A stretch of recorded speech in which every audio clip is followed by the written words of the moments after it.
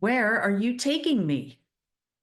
I can walk on my own. Take your hands off me. Where are we going? Oh no, not him. I don't want him to see me. I don't want him to know what I've done. She is defiant. Then she is scared. What will happen to her? Let's rock. Are you walking through a storm that feels like it will never end? Do you wonder if life's storms have stolen the beauty from your life for good? You're in the right place. My name is Heather, and like you, I've been through a storm or two and wondered if life would ever be beautiful again. Here we share warriors' words, stories of discovering beauty after battles, and the worth in your wounds. Pick up your sword or boxing gloves and join the battle. Your words are powerful, my friends. Make them warrior words. And early in the morning, he came again into the temple, and all the people came to him. Sitting down, he taught them. The scribes and the Pharisees bring unto him a woman taken in adultery, and they set her in the midst, and said to him, Master, this woman was even now taken in adultery. Now Moses in the law commanded us to stone such a one. But what sayest thou? John chapter 8, verses 2 through 5 in the Douay Rheims version. I'd be willing to bet that she didn't feel very beautiful in this moment. She'd been caught in the act of committing adultery. And so if she was actually caught in the act, it's pretty likely she was naked. So now her skin and her sin were on display for all to see. Now, some might say it was her own fault, and technically they'd be right. She was caught committing a sin. But so was the man. And I've always wondered why they didn't drag the man out as well. I mean, the 10 Commandments didn't direct the adultery commandment only to women. It simply states, thou shalt not commit adultery.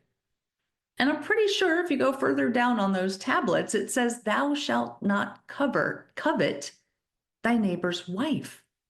Now that one does seem to be directed to the men. Now, scripture doesn't say if the man or the woman in this scenario was married. But one thing we do know is that they weren't married to each other.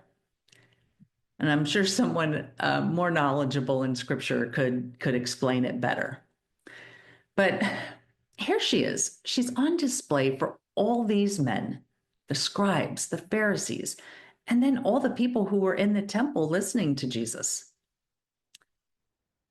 But here's the thing. Jesus knows our hearts.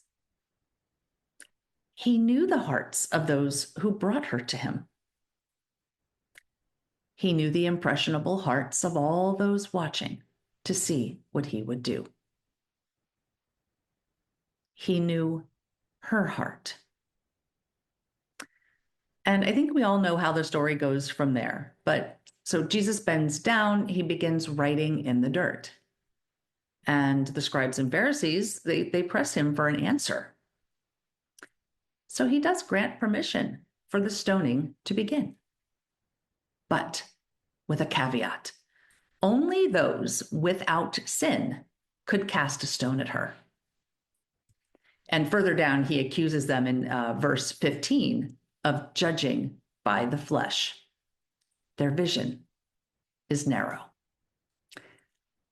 So he continues to write.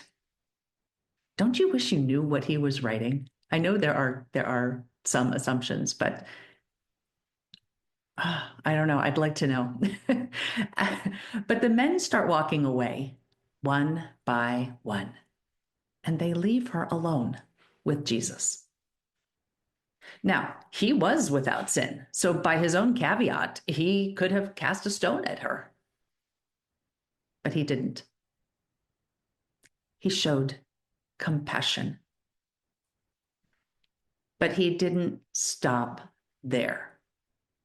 The beauty here, in my opinion, is that he didn't just leave her in her sin. He says he doesn't judge her, which is probably a big relief for her. But he takes it a step further. He tells her to go and sin no more.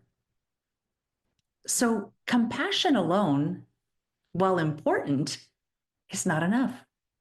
If we just show compassion and don't take the opportunity to actually help someone, we've done them a disservice. We must show the compassion and then show them a better way. Otherwise, the ugly returns. We need to be more like Jesus and create beauty from the ugly. So, how can you take compassion further? How can you offer someone compassion and then help them turn their ugly into beauty by helping them go and sin no more? Share with us in the community at facebook.com/groups/warrior words. And that's it for now. Remember, armor up, fight the good fight, seek beauty, and make your words warrior words. God bless.